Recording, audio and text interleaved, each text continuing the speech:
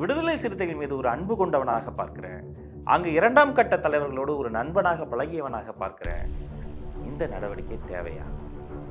அந்த அறிக்கையில் இருக்கக்கூடிய வார்த்தைகளை பார்க்கிற பொழுது ரெண்டு விஷயம் தெரியுது. ஒன்று, அண்ணன் திருமாவளவன் அவர்களினுடைய அரசியல் முதிர்ச்சி, அந்த சாய்ஸ் ஆஃப் வார்த்தைகளை பாருங்க.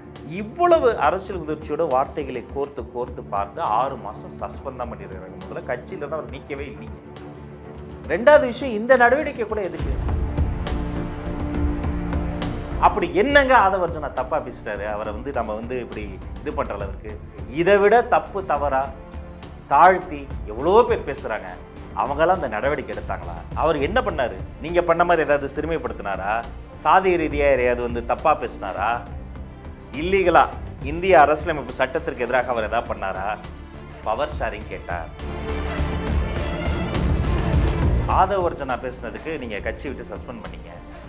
எத்தனை கூட்டணி கட்சியில் இருக்கவங்க ஒடுக்கப்பட்ட மக்களுக்கு எதிராக பேசுனாங்க. ஐயோ அவர் திரும்ப மனசு சங்கடப்படுமே அவங்களாம் சஸ்பெண்ட் பண்ணாங்களா?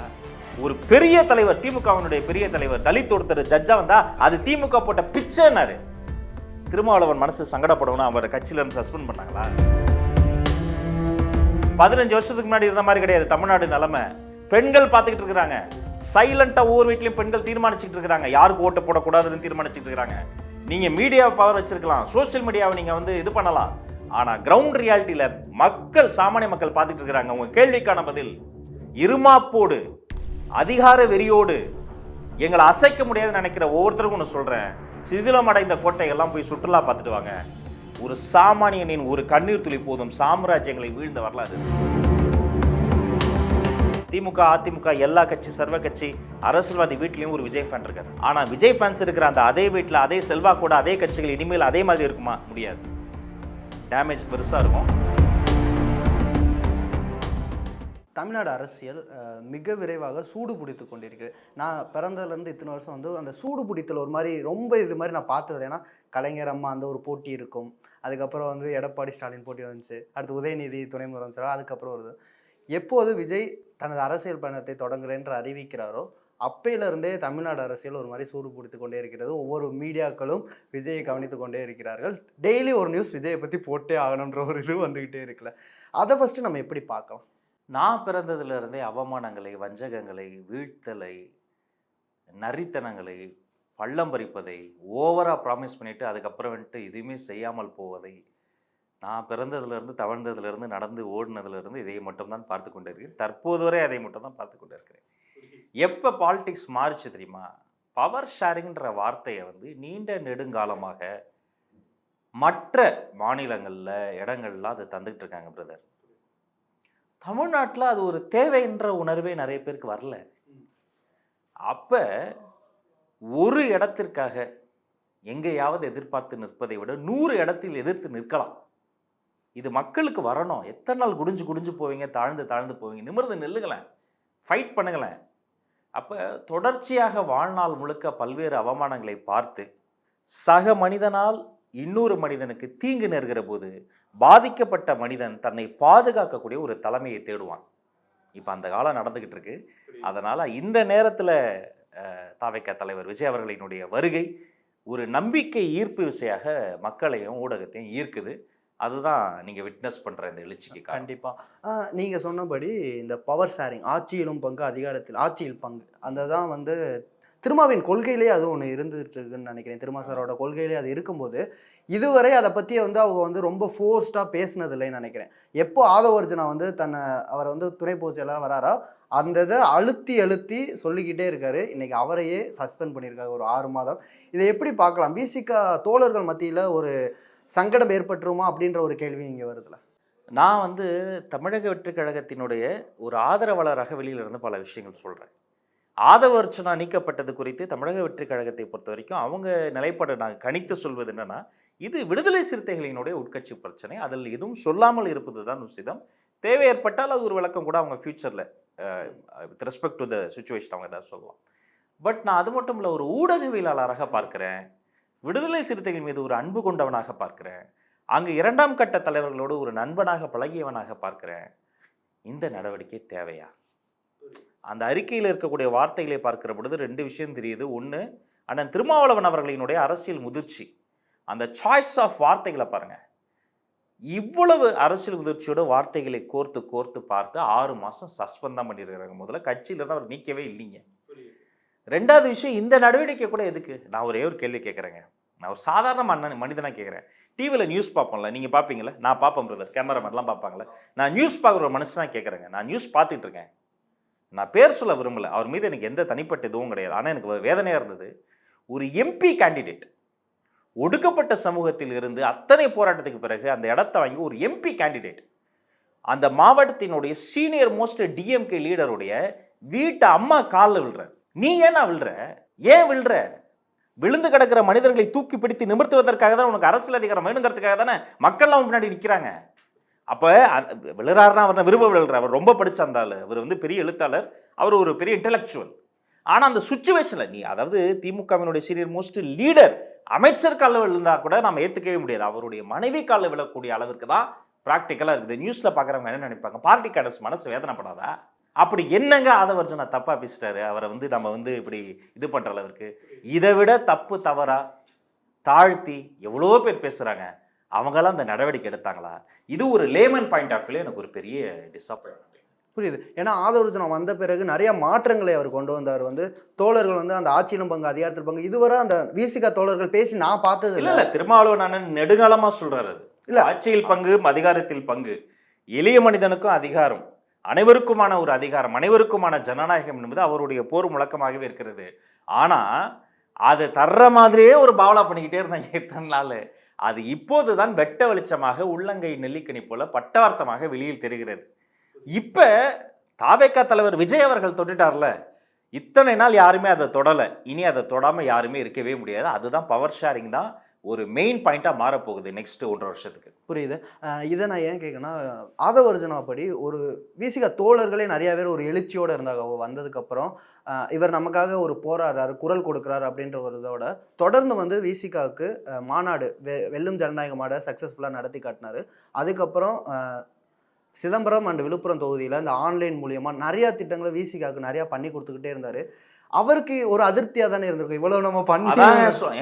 ஆதவர்ஜுனா யார் தெரியுமா? 5 வயதுல தாய் இழந்தவருங்க, தந்தை இழந்தவர், தாய் மாமனோட வளர்ந்தவர், பாய்ஸ் ஹாஸ்டலில் படித்து வளர்ந்தவர். பொதுவாக நான் எதுவும் ஜட்ஜ் பண்ணி சொல்ல, இப்படி வளரக்கூடிய குழந்தைங்க தான் ஒரு ட்ராமாவில் மாட்டிக்குவாங்க. ஆனால் விளையாட்டு வீரனாக தன்னுடைய வாழ்க்கை என்பது விளையாட்டு என்ற ஒன்றை பிடித்து வெறும் விளையாட்டு வீரனாக மட்டுமே நின்றுல, மாநில அளவில், மாவட்ட அளவில், தேசிய அளவில் அவர் ஒரு ஸ்போர்ட்ஸ் டேலண்ட். கிரிக்கெட் மட்டும் தான் விளையாட்டா? கூடைப்பந்து விளையாட்டு இல்லையா? அப்போ ஒரு கிரிக்கெட் ஸ்டாரா நீங்க அப்படி நடத்துவீங்க, அப்போ கூடைப்பந்து விளையாட்டு வீரர்னா இப்படி தான் நடத்துவீங்களா? இன்னொரு மேட்டர் தெரியுமா? அவ்வளவு பதக்கங்கள் வாங்கி அவ்வளவு வெற்றிகள் குவித்த ஆதவர்ஜுனா பின்பு கஷ்டப்பட்டு இந்த ஒலிம்பிக் சங்கம், தமிழ்நாடு ஒலிம்பிக் சங்கம், கூடைப்பந்து விளையாட்டு சம்மேளனம், இங்கெல்லாம் மாநில அளவில், தேசிய அளவில் போறாரு. இந்த மனுஷன் உள்ள போறதுக்கு முன்னாடி வரைக்கும் அங்கேயும் பாலிடிக்ஸ் இருந்தது, சாதி இருந்தது. உங்க ஆஃபீஸ்ல இருந்து தொட்டு விடும் தூரத்தில் இருக்கு மெரினா பீச், அங்கிருந்து போனீங்கன்னா சேப்பாக்கம் ஸ்டேடியம், ½ hourல போயிடலாமா? 75 வருஷமாச்சு, யாருமே போக முடியல. ஒரு குறிப்பிட்ட சமூகத்தினுடைய பிடியில் இருந்தது. பின்பு ட்ரெண்டு மாறிச்சு, ஐபிஎல் வந்துச்சு, வேற வழியே இல்லை. ஒன்னொன்னா ஒவ்வொரு மாவட்டத்துல இருந்து இப்ப பசங்களாம் உள்ள போக ஆரம்பிச்சாங்க. அதே மாதிரி ஒலிம்பிக்ல, சம்மேளனத்துல, விளையாட்டு சங்கத்துல நீக்கமர நிறைந்திருந்த சாதியத்தை, மோசடிய, ஊழலை யாரோ ஒருத்தன் ஃபோன் பண்ணி ரெக்கமெண்ட் பண்ண அந்த பிளேயர் செலக்ட் பண்ற மெத்தடாலஜி எல்லாம் உடைச்சு காமிச்ச ஒரு மனுஷன் ஆதவர்ஜுனா. அவர் என்ன நேத்து வந்து அப்படியே பணக்காரங்கிறதால அப்படியே வந்து சென்றாரா? இல்ல, 5 வயசுல இருந்து அந்த மனுஷன் சோஷியல் லைஃப்ல வந்து போராடிக்கிட்டே இருக்கிறான். அவரை சிறுமைப்படுத்துறீங்க, வீலிட்டில் பண்றீங்க. அப்புறம் நான் இதை சொல்லுவாங்க, அவர் வந்து மறைமுகமா சர்க்காசமா அவர் மாமனார் வந்து லாட்டரி டிக்கெட் வச்சிருந்தாரு. அப்ப சாராய ஆலை வைத்திருக்கக்கூடிய அரசியல் தலைவர்கள், சரி அவர் மாமனார் லாட்டரி டிக்கெட் வச்சிருந்தாரு, எந்த கட்சி அவர்கிட்ட காசு வாங்கல? பத்திரிகையில படிச்சேன், திமுக 509 கோடி வாங்குறதா போட்டு இந்தியாவில் இருக்க எல்லா கட்சியும். வருத்தம் என்னன்னா, சரி அப்படி ஒரு மனிதர் வருகிறார், ஸ்போர்ட்ஸை முடிச்சு எதை தொட்டாலும் அம்பேத்கரிய பாதையில காமன் கம்போஸ்டா, இன்டெலெக்சுவலா, ஈக்குவாலிட்டியை, ஜஸ்டிஸை நிலைநாட்டுவதற்காக ஸ்டெப் பை ஸ்டெப்பா வரார். விடுதலை சிறுத்தைகள் கட்சியினுடைய பெரிய பியூட்டியா அதுக்குள்ள இருக்கக்கூடிய டெமோக்ரஸி. வெளியிலிருந்து நான் ரொம்ப ரசிப்பேன். அவர் சொல்லிட்டார், இவரு சொல்லிட்டாருன்னு அவரை எவிக் பண்ணுங்க. என்ன பிக் பாஸ்? அது கட்சியா பிக் பாஸ்? நீ சொன்னா எதுக்கு அவரை கட்சி விட்டு நீக்கணும்? மற்ற கட்சியில் இருந்த அந்த கட்சியினுடைய தலைவர்கள் சொல்றதை விட அந்த கட்சியில் இருக்கக்கூடிய ஐடிவிங்காரங்களாம் இதெல்லாம் திருமாவுக்கு தெரிஞ்சுதான் பேசுறாரா? திரும்ப அவரை தூக்கணும், நீக்கணும். அது சொல்ல நீ யாரு? கட்சினா இதுதான். உயர்நிலை குழு அமைச்சு பேசி விளக்கம் வாங்கி 6 மாசம் சஸ்பெண்ட் பண்ணியிருக்காங்க பாருங்க. திஸ் இஸ் விடுதலை சிறுத்தைகள். இதைத்தான் திருமாவளவன் அவர்கள் வந்து கட்சிக்குள்ளே கொண்டு வந்த ஜனநாயகம் வந்துச்சா.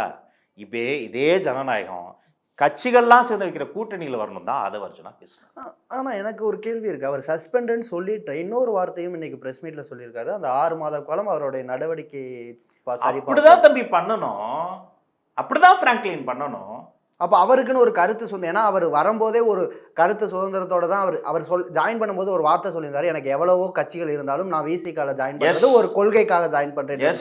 கருத்து சுதந்திரமே இல்லையா அவர்கிட்ட? இல்லப்பா, கட்சிக்குள்ளார 6 மாசம் அவர் பேசாம இருக்கணுங்கிறத நான் ஆமோதிக்கல. 6 மாச காலம் அவருக்கு வந்து ஒரு சஸ்பென்ஷனுக்கான ஒரு ரீசனை இவங்க கொடுத்துருக்காங்க. அவர் ஒத்துக்கலாம், டிஃபர் ஆகலாம். பட் 6 மாசம் கழிச்சு அவர் மறுபடியும் இதே இடத்திற்கு வருவதற்கான எல்லா விண்டோவும் ஓப்பனா இருக்கு. நான் பாலிடிக்ஸ் பேசுறேன், நான் பொலிட்டிக்கல் கிரவுண்ட்ல நடக்கிற பாலிடிக்ஸை பேசல, நான் பார்ட்டி பாலிடிக்ஸ் பேசுறேன். எல்லா கட்சியிலும் ஒரு உள்ளடி வேலை நடக்கும். எப்படா எவடா விழுவான்னு பார்த்து தலைவரே என்ன தலைவரே தூக்குங்க தலைவரே அப்படின்ட்டு அவருக்கு தலைவருக்கு நல்லது சொல்ற மாதிரி இவங்க அவங்களுடைய பாதையை பார்ப்பாங்க. பட் இங்கே என்ன நான் சேஞ்ச் பார்க்குறேன்னா, அந்த 6 மாதம் விண்டோ பீரியட் கொடுத்துருக்காரு. எனக்கு வந்து சஸ்பென்ஷனே பெரிய டிசப்பாயின்மெண்ட் தான். ஆனால் அட்லீஸ்ட் சஸ்பென்ஷனோட நிறுத்தி இருக்கிறாங்க. ஆனால் மீதி பேர்லாம் சேர்ந்து அவரை எவிக் பண்ணணும், கட்சியை விட்டு அவரை வந்து தூக்கணும், எலிமினேட் பண்ணணும்னா ஆன் வாட் கிரவுண்ட்ஸ்? அவர் என்ன பண்ணார்? நீங்கள் பண்ண மாதிரி ஏதாவது சிறுமைப்படுத்தினாரா? சாதி ரீதியாக யாரையாவது வந்து தப்பாக பேசினாரா? இல்லீகலாக இந்திய அரசியலமைப்பு சட்டத்திற்கு எதிராக அவர் எதாவது பண்ணாரா? பவர் ஷேரிங் கேட்டார். அண்ணன் திருமா சொல்றாரு, நான் தாங்க போக சொன்னேன் அந்த ஃபங்க்ஷனுக்கு, என்னிடம் இன்னும் தொடர்பில் தான் இருக்கிறார். இன்னும் கவனிச்சிங்களா? அந்த அறிக்கை படிச்சிங்களா? அதில் சூப்பராக ஒரு செகண்ட் பேரில் சொல்றாரு, மேலோட்டமாக பார்க்கிற பொழுது கட்சிக்கு வலிமை சேர்ப்பதுக்கு போல தோன்றினாலும், அது மேலோட்டமாக பார்த்தாலும் கீழோட்டமாக பார்த்தாலும் அவருடைய இன்டென்ஷன் அதுதாங்கிறது அண்ணனுக்கு தெரியுது. கட்சிக்கு வலிமை சேர்க்கறதுக்கு அந்த மனுஷன் பேசியிருக்காரு. அதனால அதுக்கு வந்து சஸ்பென்ஷனுங்கிறது வந்து நான் இப்படி கேட்குறேன். ஆதவ அர்ஜுனா பேசுனதுக்கு நீங்கள் கட்சி விட்டு சஸ்பெண்ட் பண்ணீங்க. எத்தனை கூட்டணி கட்சியில் இருக்கவங்க ஒடுக்கப்பட்ட மக்களுக்கு எதிராக பேசுனாங்க. ஐயோ அவர் திரும்ப மனசு சங்கடப்படுமே அவங்களாம் சஸ்பெண்ட் பண்ணாங்களா? ஒரு பெரிய தலைவர், திமுகவினுடைய பெரிய தலைவர், தலித் ஒருத்தர் ஜட்ஜா வந்தா அது திமுக போட்ட பிச்சைன்னாரு. திருமாவளவன் மனசு சங்கடப்படணும் அவரை கட்சியில இருந்து சஸ்பெண்ட் பண்ணாங்களா? நாங்களாம் என்ன ஒதுக்கப்பட்டவர்களா? எஸ்சியா? அவனு ஒரு பெரிய சீனியர் மோஸ்ட் லீடர் கேட்டாரு. திருமாவளவன் மனசு கஷ்டப்படும் அவர் கட்சியில இருந்து சஸ்பெண்ட் பண்ணாங்களா? என்னம்மா எஸ்சி தானே நீ அப்படின்னாரு ஒரு மினிஸ்டர். பப்ளிக் மேடையில் கேட்டாரு. ஐயோ சிறுத்தைகள் மனசு கஷ்டப்படும் அவரை சஸ்பெண்ட் பண்ணாங்களா? எதுவுமே பண்ணலையே சார்.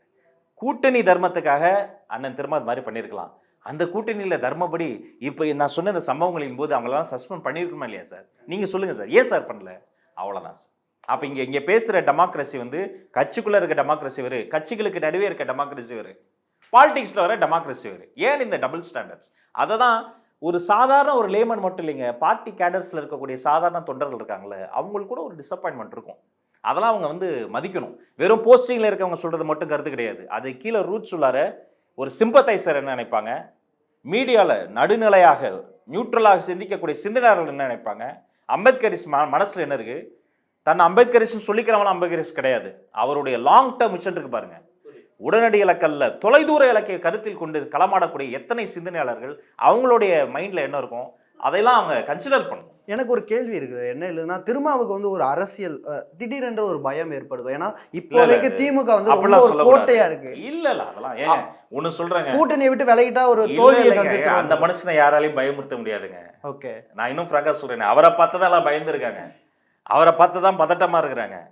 அதனால அவரையெல்லாம் யாரும் பயமுறுத்த முடியாது. என்ன அவர் வந்து அந்த கூட்டணி கட்சிக்குள்ளார அவருக்கு தந்திருக்க வேண்டிய அந்த ஒரு உயரத்தை தரல. இதான் ரியாலிட்டி. 3.5 வருஷம் ஆச்சாங்க இந்த கவர்மெண்ட் ஃபார்ம் ஆகி. சென்ட்ரல் கவர்மெண்ட் எலெக்ஷன் முடிஞ்சு 1.5 வருஷம் ஆச்சா, 1 வருஷம் ஆச்சா? தமிழ்நாட்டுக்குள்ளார விடுதலை சிறுத்தைகள் கட்சியினுடைய கொடிய சுதந்திரமா எல்லா இடத்துலயும் அண்ணன் திரும்ப ஏத்துனாரா? இல்ல, நேத்தே வந்து மதுரையில் ஏத்துறதுக்கு ரொம்ப போராட்டம் பண்ணி ஏத்துறாரு. அப்ரூவல் வந்து கடைசி டிக்ளேர் ஆகி திருப்பி அப்ரூவல் வந்துச்சு. கட்சி கொடி ஏற்றுவதற்காக தாலி கொடி கட்டாத மனிதன் அந்த மனிதன். புரியுது. ஏன்டா ஒரு கட்சி கொடி ஒரு தலைவர் போய் ஏற்ற முடியாது. அவர் என்ன எதிர்கட்சியா? அவர் பவர் பார்ட்னர்னு சொல்றீங்க, அவருக்கு ஒரு கொடியேற்ற பவர் தர மாட்டீங்களா? எத்தனை சம்பவங்கள்ங்க, லிஸ்ட்டு ரொம்ப பெருசு. அத்தனை சம்பவங்கள்ல அவங்க போராட்டம் நடத்தினாங்க, தோழமை சுட்டல் பண்ணாங்க. ஐயோ அந்த வார்த்தையை கேட்டாலே எனக்கு கடுப்போம். ஏங்க தோழமையா சுட்டணும்? நல்லா சுட்டி காட்டுங்க. அந்த இடத்துல கூட தோழமை சுட்டலா பண்ணுங்கிற அந்த ஸ்ட்ராட்டஜி ஏன்? அப்ப அந்த அளவுக்கு கூட சுதந்திரம் இல்லையா? ஒடுக்கப்பட்ட மக்கள் எத்தனை நாளைக்கு இப்படி தோழமை சுட்டலா இருக்கணும்? அனுசரிச்சு போகணும், கூட்டணி தர்மத்தை காப்பாற்றணும். இத்தனை பொறுப்புகளும் ஒடுக்கப்பட்ட மக்களுக்கு மட்டும்தான் இருக்கா? ஒடுக்கப்பட்ட மக்களினுடைய வாக்குகள் இவர்கள் மூலமாக ஒவ்வொரு கூட்டணியும் சேரவில்லையா? அப்ப இவர்களுக்கு கிடைக்க வேண்டிய டிலேடு ஜஸ்டிஸ், தாமதிக்கப்பட்ட நீதி, அநீதி எத்தனை வருஷமாக இதே மாதிரி ஏன் இந்த தோழமை சுட்டல், ஏன் அனுசரித்து போதல் வேண்டாம்?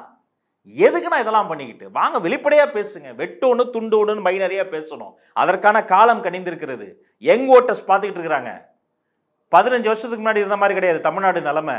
பெண்கள் பார்த்துக்கிட்டு இருக்கிறாங்க. சைலண்டா ஒவ்வொரு வீட்லையும் பெண்கள் தீர்மானிச்சுட்டு இருக்கிறாங்க யாருக்கு ஓட்டு போடக்கூடாதுன்னு தீர்மானிச்சுட்டு இருக்கிறாங்க. நீங்க மீடியா பவர் வச்சிருக்கலாம், சோசியல் மீடியாவை நீங்க இது பண்ணலாம்.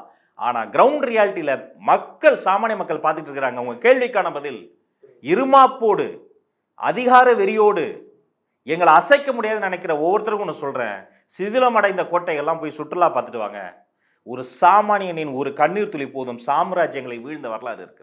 இப்போது தாவேகா தலைவரோட அந்த பேச்சை பற்றி பேசியான அம்பேத்கர் மேடையில் அவர் அந்த 2 வார்த்தை மாநாட்டிலையும் சரி இதுலேயும் சரி ஒரு நிமிஷம் இருங்க அப்படின்னு சொல்லிட்டு ஒரு பெரிய அணுகுண்டை போடுகிறார். மாநாட்டில் ஆட்சியிலும் பங்கு அதிகாரத்தில் பங்கு, இதில் ஒரு நிமிஷம் பாஸ் பண்ணிட்டு திருமாவளவனை பற்றி சொல்கிறார். அது தப்பாக புரிஞ்சுக்கிட்டாங்களோன்னு ஒரு வார்த்தை வருது. அவர் என்னால் யூகிக்க முடிகிறதுன்னு தான் சொன்னார். பட் அதை அவர் திருமாவளவனை கொச்சைப்படுத்தி விட்டார்னு ஒரு ஃபேக் பிம்பம் கட்டின மாதிரி இருந்துச்சு. அதை எப்படி பார்க்கலாம்? கண்டிப்பாக திருமாவளவன் அவர்களை மட்டுமல்ல, யாரையுமே கொச்சைப்படுத்தும் பழக்கம் தாவேகா தலைவர் விஜய் அவர்கள் இயல்பிலேயே இல்லைங்க. நல்ல மனுஷன் அவர். அவரை மற்ற தலைவர்களை கொச்சைப்படுத்தணும்னா அவருக்கு அது ஒரு ஒவ்வாத பிடிக்காத ஒரு செயல். அவர் அந்த மாநாட்டு பேசல கவனிச்சிங்களா? Decent attack, deep attack. நான் இன்னும் வெளிப்படையாக பேசுகிறேன். ஒரு அத்தனை லட்சம் பேர் அவ்வளோ உணர்வெளிச்சோடு நிற்கிறாங்க. தலைவர் கண்ணசைக்காக காத்திருக்கிற பெரும் கூட்டம் அல்ல கடல். அத்தனை பேருக்கு முன்னாடி கொஞ்சம் உணர்ச்சி வசப்பட்டு அப்படின்னா என்ன வேணா பண்ணுவாங்க. அப்படிப்பட்ட கூட்டத்தை வைத்துக்கொண்டு நீங்க டீசென்டான பாலிடிக்ஸ் பிளே பண்ணுங்கன்னு சொன்னது எனக்கு தெரிஞ்ச ஒரு அரசியல் கட்சி துவக்க மாநாட்டில் வானத்தை வில்லாய் வளைப்போம், கடல்களை தாண்டலாம், மலைகளை தாண்டலாம், நீங்கள் எல்லா தடைகளையும் தாண்டலாம், உலகத்தை பிடிப்போம், அதை பிடிப்போம், இதை உடைப்போம், அப்படிதான் பேசுவாங்க. ஆனா தாவேகாவினுடைய மாநாட்டில் மட்டும்தான் டீசென்டான பாலிடிக்ஸை முன்னெடுப்போனார், ப்ராக்ரெசிவா போனார், பெண்களுக்கு நம்ம முக்கியத்துவம் கொடுப்போனார், மண்ணை நேசிக்கக்கூடிய ஒரு பாலிடிக்ஸை பண்ணுவோனார். அது எக்ஸ்ட்ரானரி. இந்த மேடைக்கு வாங்க. விகடன் என்பது ஒரு ஊடகம் என்பதை தாண்டி தமிழ்நாட்டினுடைய மண்ணோடு மக்களோடு கலந்து விட்ட ஒரு ஹவுஸ் ஹோல்டு நேம். எனக்கு வியாழக்கிழமையே கிடையாது, எனக்கு புதனுக்கும் வெள்ளிக்கு இடையில் வருது விகடன் கிழமை. எனக்கு கொஞ்சம் ஞானமெல்லாம் விகடன் படிச்சு தான் வந்தது. ஜூனியர் விகடனோ, ஆனந்த விகடனோ, அவள் விகடனோ, பசுமை விகடனோ ஒன்னொன்னா பிரிஞ்சு இந்த காலத்தில் பத்திரிகை இடத்துல எவ்வளோ சவால் உங்களுக்கு தெரியும். இவ்வளவு சவாலையும் தாண்டி நிறுத்தி அவங்க அந்த மேடையை கொண்டு ஏற்படுத்தியது ஒரே ஒரு மையப்புள்ளி தான், அம்பேத்கர் என்ற ஒரு விஷயம். இவங்க என்ன சொல்றாங்க, அது விகடனை திட்டி, விஜய் அவர்களை திட்டி, அவங்க என்னென்னோ சொன்னாங்க. அது புத்தக வெளியீட்டு விழாவே கிடையாது, அது அரசியல் கூட்டம். நான் அங்கே இருந்தேன், ரத்தமும் சதையுமாக மூச்சுக்காற்று முட்டிக்கொள்கிற நெருக்கத்து நின்ற அந்த விகடன் மேடையை நான் பார்த்தேன், ரசித்தேன். பல இடங்களில் கண்ணீர் வந்தது, பல இடங்களில் கை தட்டிய அறியாமல் எழுந்து குழந்தைய போல ரசித்தேன். நான் சொல்கிறேன், சமீபத்தில் அத்தகைய ஒரு அம்பேத்கரிய மேடை தமிழ்நாட்டில் இதுவரை நடக்கவில்லை, இனி நிறைய நடக்கணும். ஆஹா, இவ்வளோ பிரம்மாண்டமாக பண்ணிட்டாங்க. புத்தக வெளியீட்டு விழான்னா அதோடைய பர்பஸ் தெரியணும், நோக்கத்தில் சொல்லியாச்சு, அதோடைய எஃபர்ட் தெரியணும், ஆக்கம் எப்படி உருவாச்சு, அதற்காக கான்ட்ரிபியூட் பண்ணால் மற்ற கட்சியில் இருக்கிற ரைட்டர்ஸையும் மேலே ஏற்றி விஜய் கையில் புக் கொடுக்க வச்சாங்க. எந்த மீடியா அதை பண்ணுவாங்க? எனக்கு தெரியும், நேம் சொல்லவா, லிஸ்ட்டு சொல்லவா, என்னென்ன கட்சியிலேருந்து யார் யார் போனாங்கன்னு சொல்லவா, எந்த ஐடிவிலேருந்து யார் போனாங்கன்னு சொல்லவா. ஆனால் எதுவும் இல்லாமல் அவங்களோட உழைப்பு பெருசு, அவங்களுக்கு குறைச்சி மதிப்பிடக்கூடாது. அவங்களையும் கூப்பிட்டு மேலே ஏற்றி கொடுத்தாங்க. அங்கே இருந்தது யார்? நீதிநாயகம் சந்துரு. நான் சொன்ன நீதிநாயகம்ன்ற ஒரு வார்த்தை சொல்வதற்கு எனக்கு ஒரு நொடியாக இருக்கலாம். சுதந்திர இந்தியாவுக்கு 75 வருஷம். நீதி அரசர், நீதி அரசர். என்னையா அரசர்? யாரும் யாருக்கு அரசர் கிடையாது, அரசாட்சியே கிடையாது, மன்னர் ஆட்சியே கிடையாது, இது மக்களாட்சி. அப்படின்னா அந்த நீதி அரசர் என்றதை மாற்றி நீதிநாயகம் சொன்ன சந்திர அவர்கள் மேலே இருந்தார். இந்த பக்கம் ஆனந்தி இருந்தார், ஆதவர்ஜுனா ஸ்போர்ட்ஸ்ல இருந்து இங்கே பாலிடிக்ஸ் ஒடுக்கப்பட்ட மக்களாக பேசுவாங்க. இவ்வளோ பேரும் மேலே ஏறி வேங்கவையில் பாதிக்கப்பட்டவர்களை மேலே கூப்பிட்டு முதல் பிரதியை கொடுத்தாங்க. ஊராட்சி மன்ற தலைவர்களை கூப்பிட்டு முதல் பிரதியை கொடுத்தாங்க. 22 இடங்களில் வெட்டினாங்க பிராங்க்லின். 22 இடத்துல வெட்டி சாட்சி, வெட்டுப்பட்ட கையில் கட்டு கட்டி கொண்டு தேர்வு எழுதினான் ஒரு பையன் நாங்குநேரியில். அவன் என்ன தப்பு பண்ணான்? படிச்சுட்டாங்க. இந்த கம்யூனிட்டியில் பிறந்து நீ படிப்பியான்னு சொல்லிட்டு போய் வெட்டினாங்க. அந்த பையனை மேலே ஏற்றி அவங்க அம்மாவுக்கும் அவங்களுக்கு புக்கு கொடுத்தாங்க. இப்படி ஒரு மேடையை வந்து சமீபத்தில் தமிழ்நாடு பார்த்ததில்ல. அதை போய் சிறுமைப்படுத்தி என்னன்னா உங்களுடைய அரசியல் சுயலாபத்துக்காக உங்கள் மாஸ்டர்ஸை உங்கள் எஜமானனை திருப்திப்படுத்துவதற்காக ஒரு ஆக்கப்பூர்வமான முன்னெடுப்பை வந்து சிறுமைப்படுத்துவது தமிழ்நாடு மக்கள் வந்து ரசிக்க மாட்டாங்க. அல்டிமேட்டாக நான் சொல்றது என்னன்னா, நீ என்ன வேணா சொல்லிக்கணும்னா பார்த்திக்க, யார் தெரியுமா பார்த்துட்டு இருக்கிறாங்க? ஃபைனல் எஜமானன் யார் தெரியுமா? உனக்கும் மேலே ஒருத்தர் யார் தெரியுமா? வாக்காளர். அவன்கிட்ட ஒன்றும் இல்லை, பெரிய ஆயுதங்கள்ல உங்ககிட்ட இருக்கிற மாதிரி படைபலம் பின்பலம் எதுவும் கிடையாது, பணபலம் கிடையாது, ஒரே ஒரு வாக்கு இருக்கு. அந்த வாக்கு உன் செல்வாக்கை உடைச்சி தகுந்த பாடத்தை வந்து கற்றுத்தரும். பொறுத்திருந்துப்பாரு. கண்டிப்பாக அண்ணாமலையை பற்றி கொஞ்சம் பேசி ஆகணும்னு நினைக்கிறேன். தவேகா தலைவர் அம்பேத்கர் மேடைக்கு அப்புறம் அங்கே 2 விஷயத்தை பற்றி கிளியராக பேசுகிறாரு. மணிப்பூரில் வந்து மத்திய அரசு எப்படி கண்டுகொள்ளாத மாதிரி இருக்கோ அதே மாதிரி வேங்கை வயலில் திமுக கண்டுகொள்ளாமல் இருக்கிறத பேசியிருந்தாரு. மணிப்பூருக்கு வர ரெடியான விஜயை கேட்டிருக்காரு. அதை எப்படி பார்க்க அடிப்படை அரசியல் தெரியவில்லை விஜய்க்கு அப்படின்ற ஒரு வார்த்தையும் சொல்லியிருக்காரு. இல்லை, அவர் பாசிட்டிவான சில வார்த்தைகள்லாம் சொல்லியிருக்கிறாரு. அவர் மணிப்பூருக்கு வந்து தாவேக தலைவரை கூட்டு போகிறதா சொல்லியிருக்காரு. பாரத பிரதமரை கூட்டு போனால் இன்னும் நல்லது நடக்கும். நான் உண்மையிலேயே சொல்கிறேன், என் பிரைம் மினிஸ்டர் அவர் ரெக்வஸ்ட் பண்ணி கூட்டு போகலாமே. இப்போ இந்த டங்ஸ்டன் சுரங்கத்திற்கு வந்து மினிஸ்டர்கிட்ட எல்லா கட்சியும் சேர்ந்து தானே பேசுகிறீங்க. சட்டமன்றத்தில் பைதீஷ்னா நேரம் தீர்மானத்தை கொண்டு வந்திருப்பாங்க. உரிமைத்து குரலுக்கு வந்துட்டிங்களே, அப்போ பாரத பிரதமர் கூட்டு போங்க, மணிப்பூர் கூட்டு போங்க. இத்தனை எதிர்கட்சிகள் என்ன முன்வைக்கிறாங்க? அவர் போகவே இல்லை. மணிப்பூர் இது இந்தியாவுக்குள்ளே தான் இருக்கா இல்லையான்னு கேள்வி கேட்குறாங்க. அதை உடைங்க. ஸ்ட்ராட்டஜிக்கலாக சொல்கிறேங்க, நீங்கள் கூட்டு போங்க. எல்லா அறிவும் கற்று முடித்து பிஹெச்டி படித்து முடித்த பிறகு தான் அரசியலுக்கு வரணும் அப்படி சொல்லவே முடியாது. இவர் இன்னைக்கு தாவேக தலைவரை பற்றி சொல்கிற இதே விமர்சனத்தை அவர் மீதும் எல்லாரும் வைத்தாங்க. அதனால் நல்லது செய்ய வேண்டும் என்ற ஒரு சிறந்த நோக்கம் இருக்குங்க. அதிகாரத்துக்கு எதிராக பேசக்கூடிய துணிவு, கடைக்கோடி தமிழன் மீதான ஒரு கனிவு, அம்பேத்கரிய பாதையில் பெற்றுக்கொண்ட இயல்பான ஒரு பணிவு, இது 3 தாவேக தலைவருக்கு இருக்குங்க. விலை மதிப்பில்லாத மக்களின் அன்பு இருக்குங்க. இனி வரும் காலங்களில் அவர் போகிற ரூட்டை பார்க்கணும், அவருடைய வளர்ச்சியை பார்க்கணும், அவருடைய அனுபவத்தை பார்க்கணும், எதுக்கு எப்படி ரியாக்ட் பண்ணுறாரு பார்க்கணும். அவர் எல்லாத்துக்கும் வருவார், ஃபேஸ் பண்ணுவார், அது ரெஸ்ட்டு. அதுக்கப்புறமேட்டு எல்லாரும் அவர் பின்னாடி சேருவாங்க. அது வந்து அது இன்னும் டைம் இருக்குது. ஆனால் இப்போ ஆஸ் ஆஃப் நவ் கட்சி தொடங்கி தன் பின்னால் இருந்த ஒரு கூட்டத்தை வந்து மாற்றி, இன்னொன்று சொல்கிறேங்க, ஒவ்வொரு திமுக அதிமுக எல்லா கட்சி சர்வ கட்சி அரசியல்வாதி வீட்லேயும் ஒரு விஜய் ஃபேன் இருக்கார். ஆனால் விஜய் ஃபேன்ஸ் இருக்கிற அந்த அதே வீட்டில் அதே செல்வா கூட அதே கட்சிகள் இனிமேல் அதே மாதிரி இருக்குமா? முடியாது. டேமேஜ் பெருசாக இருக்கும். ஊடகங்கள் கருத்து கணிப்புகள் வெளியிடுறாங்க. ஆல்ரெடி நிறைய பாட் ஷாட்ஸு, அந்த கணிப்பு இந்த கணிப்பு வருது. தேர்தல் நெருங்குற நேரத்தில் இது இன்னும் அதிகமாக மாறும். கூட்டணி கணக்குகள் மாறலாம், காலம் மாறலாம், காட்சிகள் மாறலாம், பின்பு என்ன வேணால் நடக்கலாம். ஸோ இதையெல்லாம் வைத்து பார்க்கிற பொழுது அண்ணாமலை அவர்களினுடைய விமர்சனம் வந்து தாவேக தலைவர்களை வந்து ஒரு சிறு துரும்பு கூட எதுவுமே பண்ணார். அவர் உயர்ந்த லட்சியத்தோடு ஓடிக்கொண்டிருக்கிறார், பயணப்பட்டு கொண்டிருக்கிறார். அதனால் இன்னும் மேபி அதிலிருந்து ஏதாவது பாசிட்டிவாக எடுத்துக்க முடியும்னா எடுத்துக்கிட்டு அவர் இன்னும் வேறு உயரத்துக்கு போவார். ஏளனங்களை ஏணிப்படியாக்கி செல்லக்கூடிய மனசும் அறிவும் தெம்பும் துணிவும் அந்த மனிதருக்கு இருக்கு. நான் வந்து சிவகங்கை மாவட்டம். ஸோ அங்கே எப்படி இருக்கும்னா, அம்பேத்கர் சிலை, தேவர் சிலை, மருதுவாண்டியர் சிலைக்கு வந்து கூண்டு போட்டிருப்பாங்க. நான் ஃபஸ்ட்டு சென்னை வந்தப்போ அம்பேத்கர் சிலையும் தேவர் சிலை தந்தனத்தில் இருக்க, அம்பேத்கர் சிலை எக்மோரில் இருக்க, கோயம்பேட்டில் இருக்க பார்த்து சந்தோஷப்பட்டேன். கூண்டே இல்லாமல் இருந்துச்சு. அந்த நிலை வந்து இப்போ நீங்கள் பேச அந்த சொன்னீங்கல்ல, விஜய் அந்த கையை அணைச்சு அந்த மக்களை அணைச்சாரு, அந்த நிலை எங்கள் சைட்லேயும் வரணும்னு எனக்கு அவ்வளோ ஆசை இருக்குது. ஏன்னா அம்பேத்கரை பற்றி இதுவரை ஒரு ஜாதியினருக்கோ இல்லை அப்படி பேசியிருந்த மக்கள் அதை விஜய் வெளியிட்ட பிறகோ இல்லை அந்த ஒரு நிகழ்வுக்கு அப்புறம் எல்லாருக்கான தலைவர் என்று ட்விட்டர்லேயும் சரி எல்லாத்துலேயும் மக்கள் வந்து அம்பேத்கரை கொண்டாடிக்கிட்டு இருக்காங்க. இதுவரை அம்பேத்கர் நினைவு நாளுக்கு ட்விட்டரில் இத்தனை ஸ்டேட்டஸ் வருமானா இல்லை. எவ்வளோ பெரிய அது வேறு. அதாவது தாவேக தலைவர் விஜய் என்ற ஒரு கருவியை பயன்படுத்தி அம்பேத்கரை எவ்வளோ பெரிய ஸ்ட்ராங்காக இன்னும் இம்பாக்ட் ஏற்படுத்தியிருக்கோம் பாருங்க. இதுக்கு பாராட்டணும்ல. நீங்கள் சொன்னீங்களே கூண்டுக்குள் இருக்கிற அம்பேத்கர் சிலை, இந்தியாவிலேயே அதிகமாக அவமதிக்கப்பட்ட மனிதர் மட்டும் இல்லைங்க, இந்தியாவில் அதிகமாக அவமதிக்கப்பட்ட சிலை அம்பேத்கரின் சிலை. எத்தனை தலைமுறையா என் கிராமத்தில் எங்கள் அப்பா முதல் பிஏ பட்டதாரி, ஊரை விட்டு ஓடி வந்து சென்னை ஹைகோர்ட்டில் கிடைத்த ஒரு சின்ன வேலை, உயர்நீதிமன்றத்தில் கிடைத்த வேலை, படிப்படியாக வளர்ந்தவர். அவர் வாழ்நாளில் திரும்பி பார்க்கும்போது என்னையை பேச்சாளனாக்குனதோ, தமிழ் உணர்வு கொடுத்ததோ, துணிச்சலை கொடுத்ததோ, எங்கள் அக்காவை வந்து செட்டில் பண்ணி அவங்கள படிக்க வச்சு இன்னைக்கு அக்கா அமெரிக்காவில் வந்து அவங்க ஒரு பெரிய பொசிஷனில் இருக்காங்க. இன்ஃபேக்ட் அவங்கள பார்த்தா நானே பேச வந்தேன். இது எதுவுமே அவருக்கு பெருசாக தெரியும். என்ன தெரியுமா? அவர் ஒரு அம்பேத்கர் சிலையினுடைய அமைப்பு குழுவில் இருந்தார். அது ஒரு இராணுவ வீரன் பதக்கத்தை போல போடுவார். ஏன்னா அது வெறும் சிலை கிடையாது, ஒரு குறியீடு.